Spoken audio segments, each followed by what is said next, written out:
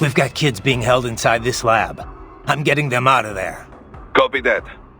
I will discuss with NGO what to do with them afterward. What are you thinking? Well, this is difficult.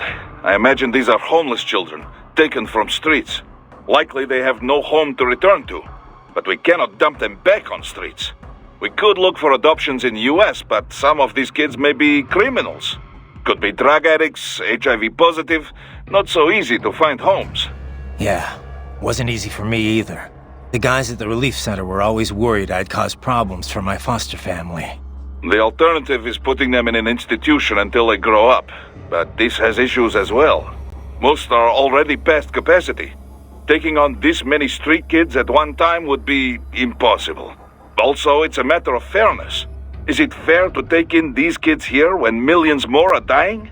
I imagine this is why rescue was not part of our contracted mission.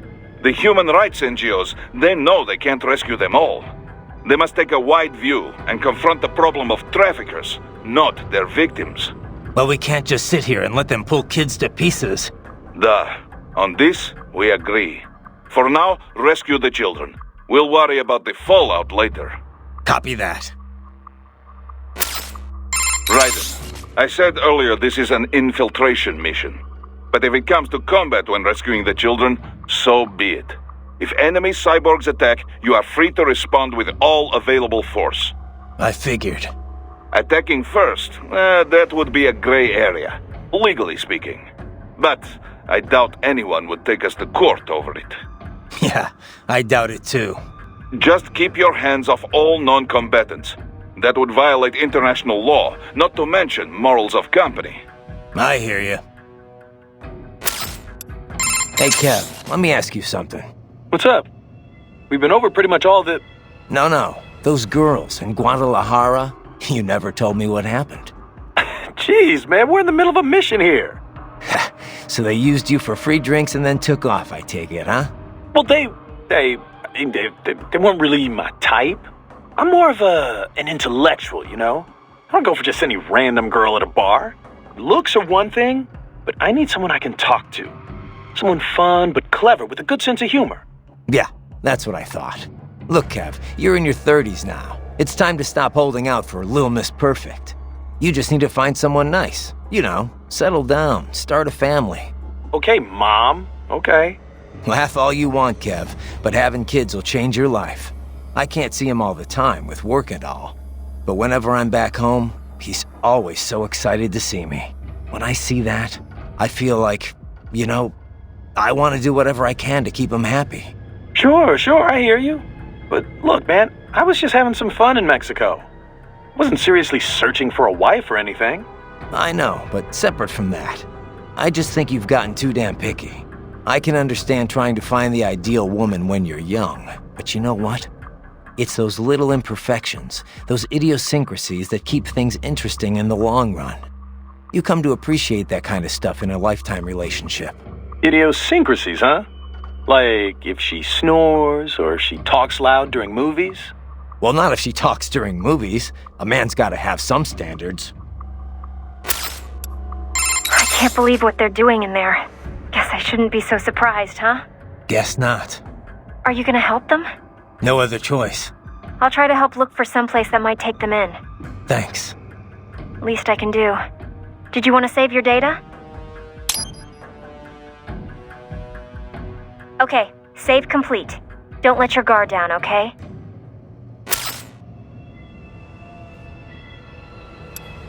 Very well done, Raiden. Oh, thanks, I guess. That raptor may have been smaller than an Irving, but its potential is simply remarkable. Defeating it is a fine demonstration of your body's abilities. I'm quite happy to see it working so well.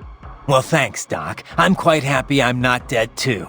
How did it feel to fight it? Well, an Irving has more strength and firepower. But this guy was a lot harder to keep a beat on. Not that big of a deal, but you definitely don't want to let your guard down around one. Indeed. A combination Irving and tripod force would be a formidable foe in any urban warfare scenario. The only problem is cost.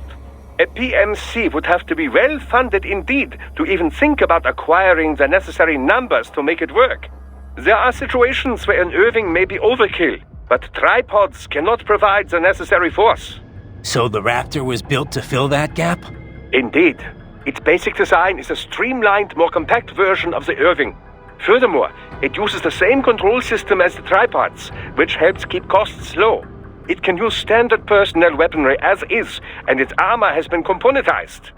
This is to say, the user can expand its defensive capability as needed. It's fit for standard military operations, anti-terror missions, even regular patrol and police duty. A most admirable jack of all trades. Adorable too, wouldn't you say? Not the first word that comes to mind. Ah, yes. My apologies. I can't help but marvel at a well-made machine when I see one. There's no need to be jealous, though. Your body is still quite impressive as well. Yeah, thanks, Doc. Let me ask you something. What do you think you're doing here? I mean, why are you working with me? Because I choose to. I owe a debt, and I wish to repay it. A debt, huh? How human of you. I contest that statement. Many humans possess little or no sense of obligation at all. And many are entirely willing to trample their fellow man for personal gain. I know. But is that it? I mean, you're willing to follow me, put yourself at risk just because of that? What do you think of what I'm doing here, for example? A delicate question. I do find it difficult to rationalize your mission to rescue the children. If you wish to save children in need, there are hundreds of millions of others equally in need. Thanks for the support.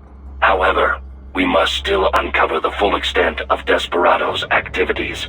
And as such, it is meaningless to debate best practices without sufficient information. All right then. No more questions, Your Honor. Let me ask you something. What do you think you're doing here? I mean, Because I owe a debt. I know. But is that it? What do you think of... a delicate, if you wish. However, and as...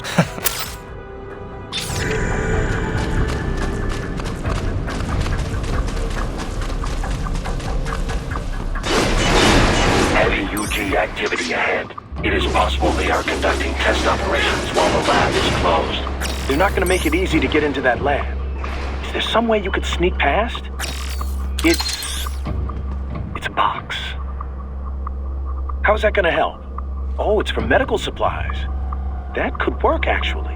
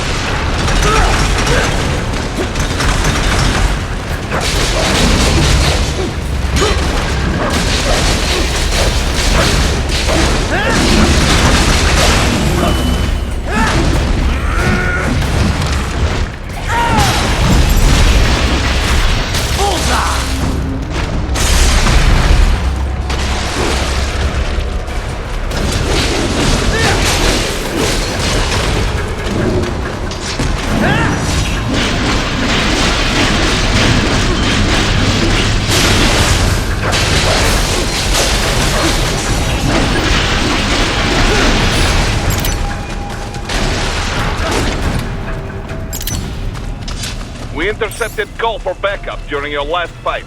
The caller's position is on your Soliton radar. You can engage if you wish. It is your choice.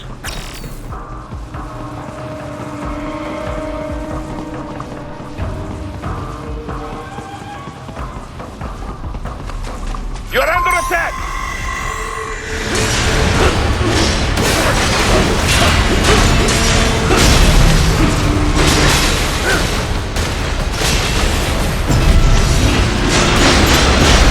Keep on coming! Get off!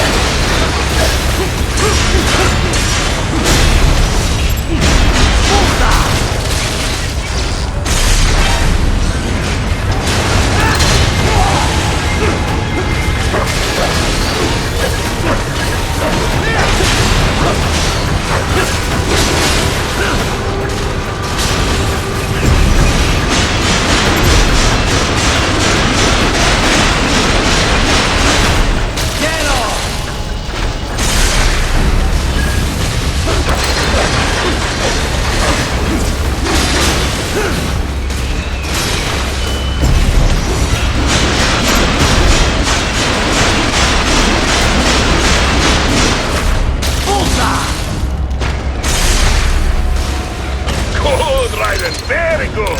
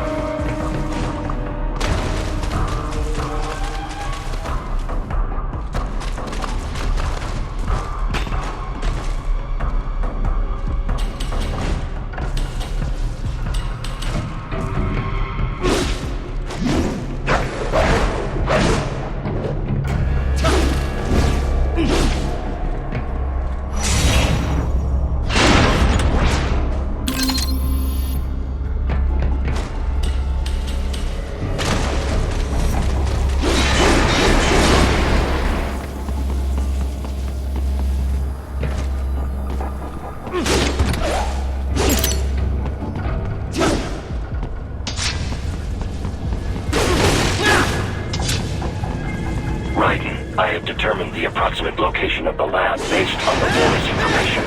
It is marked on your Soliton radar.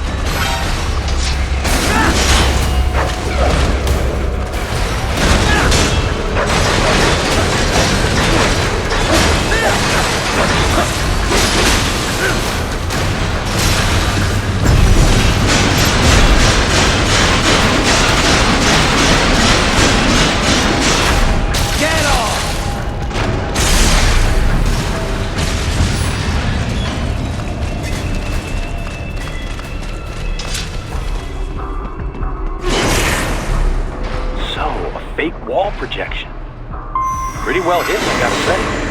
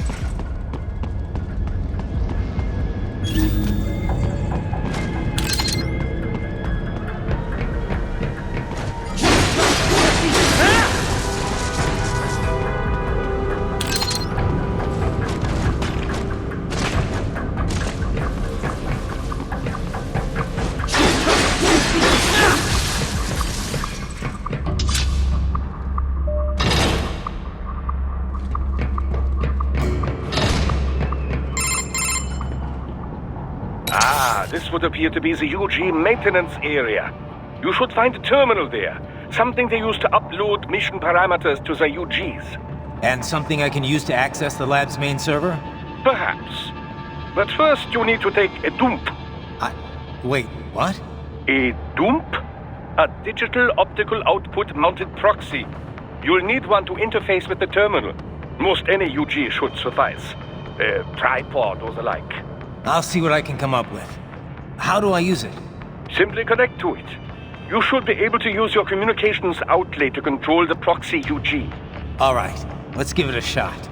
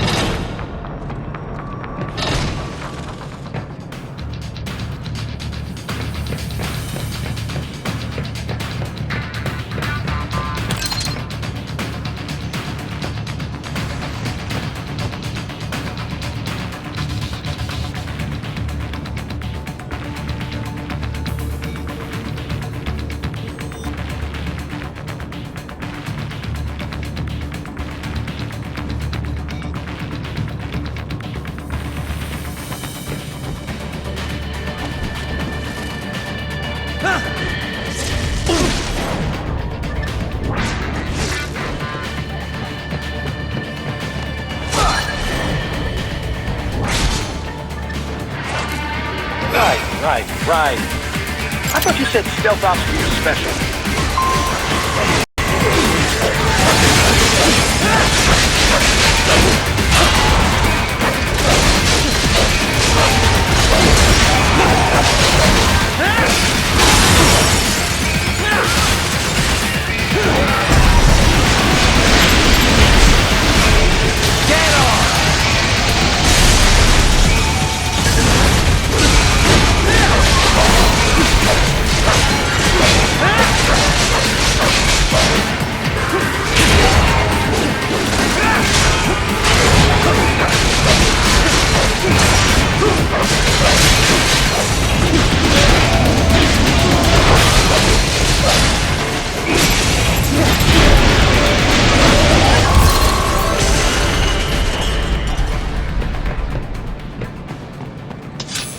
Raiden, if they continue to increase security, they may shut out all outside network connections.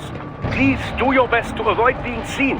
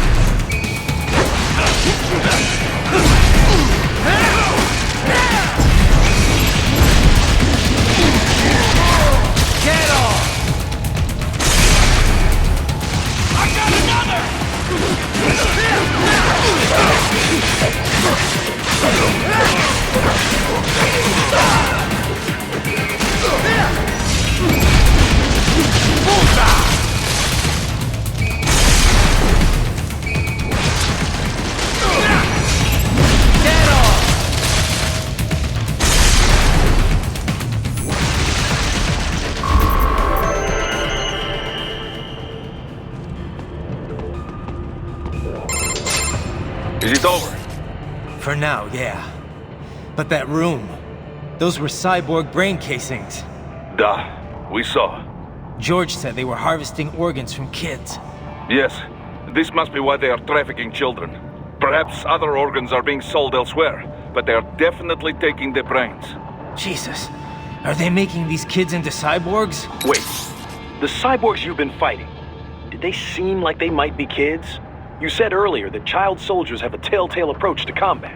Yeah, but I didn't see it here. Those weren't kids. So, what? Desperado's just doing the surgeries there? We've got to do something about all those brains. And the other kids George was talking about. He just escaped a few hours ago. They couldn't have taken all their brains out that fast. True. There could still be a bunch of kids they haven't touched yet. I better move.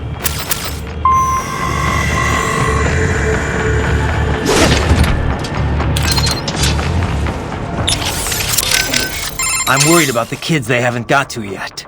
But what about those brain units? They're just brains, but they're still alive.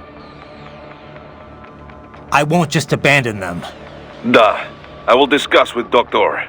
There must be artificial bodies they can use, not like the combat type you have. Maintenance must be considered, of course. But with today's technology, they can at least live comfortably enough as cyborgs. Yeah, maybe. Physically, anyway. Society may say otherwise. Yes, but we will worry about such problems after they are rescued. For now, though, let us concentrate on the intact children first. You got it. Man, I couldn't have imagined anyone would cut the brains out of kids. What are they even doing this for? Why make them into cyborgs? I don't know. They say child soldiers are both bolder and more obedient than adults, but... They are. On both counts. But the surgeries alone would cost a fortune. Not to mention all the training. Yeah, I don't get it either. For now, you just look for the kids they haven't operated on yet. We come in too late on this, and things are gonna get a whole lot messier. I can't believe they're extracting children's brains. Can't we do anything? I don't know. That's something I need to discuss with Doc. For now, I gotta worry about the kids they haven't operated on yet. As long as they're held hostage, no way am I gonna be able to get the brains out of here. Yeah, you better hurry. Oh, but maybe you should save first. Save complete. Be careful, Raiden. What do you know about these brain units, Doc? It is a type of canister conceived to transport a cyborg's brain in a physiologically secure state. It's designed for quick, lower-risk implantation. Each one is equipped with a rudimentary environmental control system. So long as power is uninterrupted, the unit can protect the brain from temperature changes and other fluctuations in the local environment. I would imagine they regulate the brain supply of oxygen and glucose as well. That's what I thought. I've seen these before, but I didn't think there were that many of them out there. Oh, manufacturing's exploded alongside the rise of cyborgs, though they're still made by only one company. The chassis also functions as an impact liner, absorbing impact and preventing organic damage. It's durable against impacts up to 700 G, which would be enough to permanently damage an unprotected brain. Sounds like military spec stuff. Well, it would certainly be expected to withstand gunshots or explosions, but the liner is primarily intended to keep the brain safe in the event of an accident during transport. These canisters are quite functional overall and clearly designed for mass production. Costs, you know. However, human brains come in many sizes. Thus, the unit is on the larger side to compensate for a wide range. This unit cannot be used if, as in your case, the subject wishes to retain his original human visage. The brain must instead be transplanted directly into a precision-fitted skull casing. Such customization, of course, does not come cheap, and does nothing to enhance the cyborg's battle skills. It's an option beyond the reach of most. You've surely noticed your cyborg opponents tend to resemble each other. That is part of the reason. So they're extracting the brains here, then transporting them somewhere else in these things. Into the US, most likely. Brains alone, after all, would not violate the UN Arms Trade Treaty. I imagine these are intended for implant into bodies manufactured in America. This is crazy.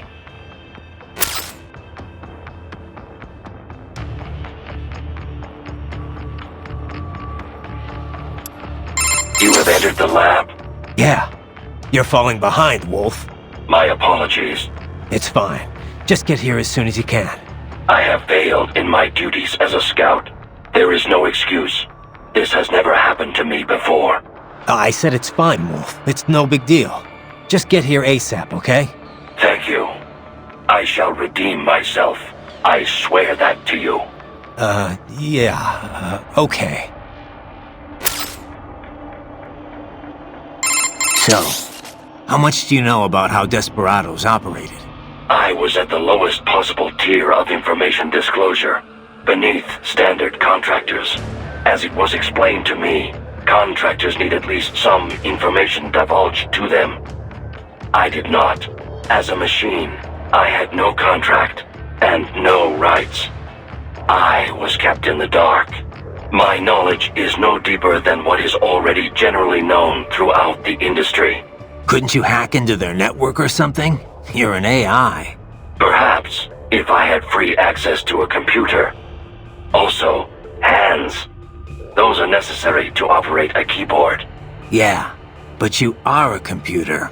It is not so simple. There are protocol issues. Neuro-AIs are far closer in structure to the human brain than standard von Neumann architecture computers. Well, I would have tried anyway. Did you have contact with anyone besides Mistral? I engaged in tandem field operations with Sam on several occasions. However, he was even more difficult for me to comprehend than Mistral. I bet. So you said it took 3 years to learn how to speak, right? Given enough time, could any AI be taught that too? I cannot assert that. A neuro-AI is only capable of learning new things, not growing and replenishing its own cells. Thus, each neuro-AI is equipped with a predetermined capacity that cannot be altered. My AI contains 90 billion neurons, more than a human being. A normal LQ-84 model possesses only 1.6 billion. That's a big difference. Relatively, yes. I doubt any amount of learning period would enable an LQ-84 to speak. It would be similar to attempting to teach a dog how to converse. A combination of appropriate instruction and an ample neuron count are required to accomplish the feat. So if someone else made a neuro-AI with the same capacity or more... Other AIs as conversant as I are a possibility. Yes, robotic pets with neuro-AIs are already on the market. And I understand research and development are underway to create a model capable of conversation. Do not be surprised if such a pet becomes available before too long. If that becomes commonplace, hard to imagine. Is it? The human race has willingly embraced all of its other inventions so far. Steam engines, electricity, the internet, cyborgs. Perhaps the day will come when conversing with AIs, too, is considered perfectly normal. Maybe. As normal as being a cyborg is now, at least. The most significant challenge would be in crafting the appropriate training regimen. The only way to establish an effective learning system is through sheer trial and error, and it will take even more time to virtualize and optimize that system for mass production. One could say my own existence is due in no small part to simple luck. Of course, I was a failure as a weapon as well. Failure or not, you're better off than an AI that knows nothing but how to fight. I am pleased to hear you say that.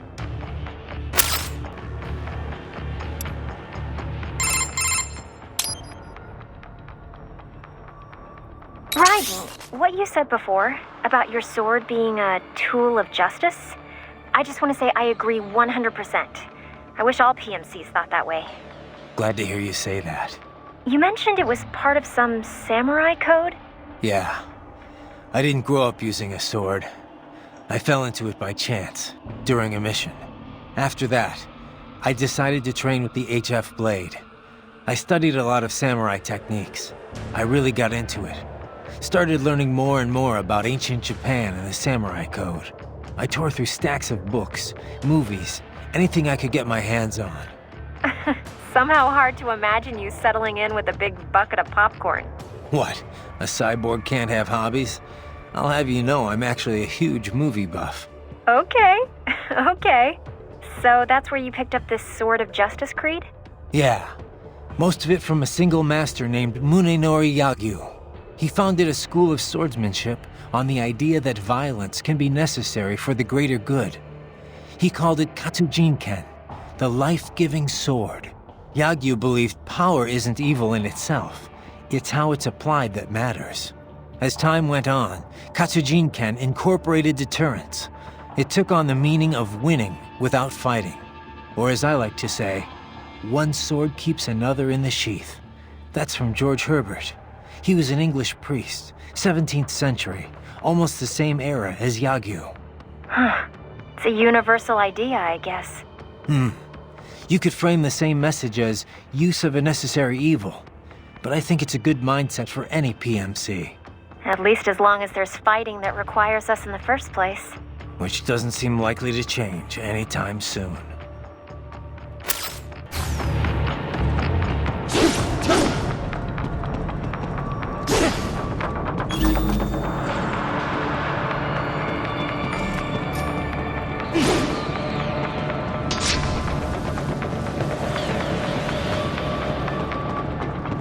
Probably best you stay out of there.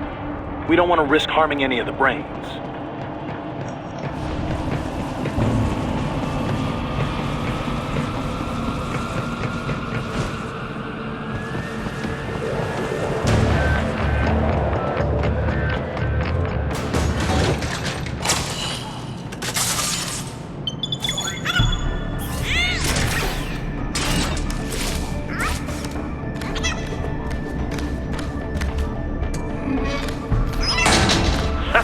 Splendid! It is all ours. Now, use it to locate a data input terminal. These guys are pretty jumpy now. Any funny business, and they might just open fire. Try latching onto cyborgs' heads from behind. Then, an electric shock should knock them unconscious.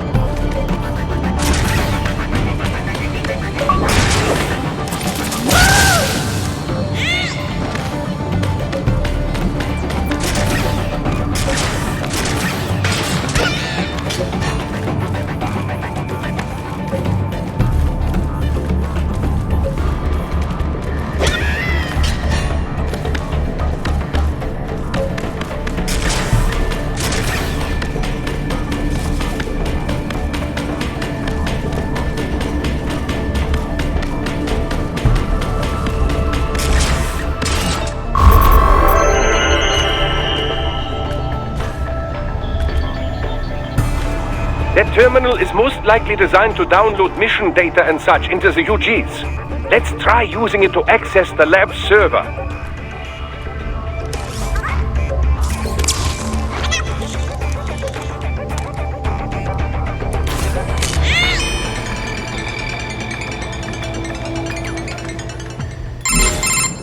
Raiden, I found something.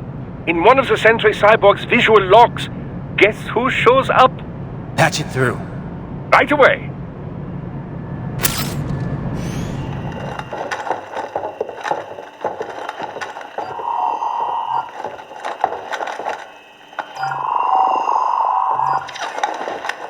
Then send us what you do have. You've already commenced the outplay. The Sears program? Yep. Same one old Georgie boy used on the kids in Liberia. Of course, it's right straight to the brain now. Feels as real as anything else. Your work is astonishing. And your work is late. We need to shit before our cover is blown. We've got some assholes snooping around. We just do not have the full quantity yet. Each brain has its own unique requirements. It's not like we can just pop them out with an ice cream scoop. All right. You've made your point. Oh, thank you for understanding. Say what you have now. I'll destroy any unharvested inventory. Okay? But have you any idea what they cost? Last I checked, children weren't exactly rare in this part of the world. Millions of them, in fact. You can get more once we set up a new lab. They lead lives of hunger and pain. We're performing a service here. For them and the cities they burden. But just gathering the donors required a significant investment. Yes, you'll get the money. Accounting will be in touch. Gracias. I assure you we will dispose of our inventory the instant we can confirm payment. Are we done here? I've got a full slate today. Tecumseh is a demanding mistress, and America has suffered long enough. Oh, yes, sir. Thank you, sir. Let me see you out. You see that, Kev?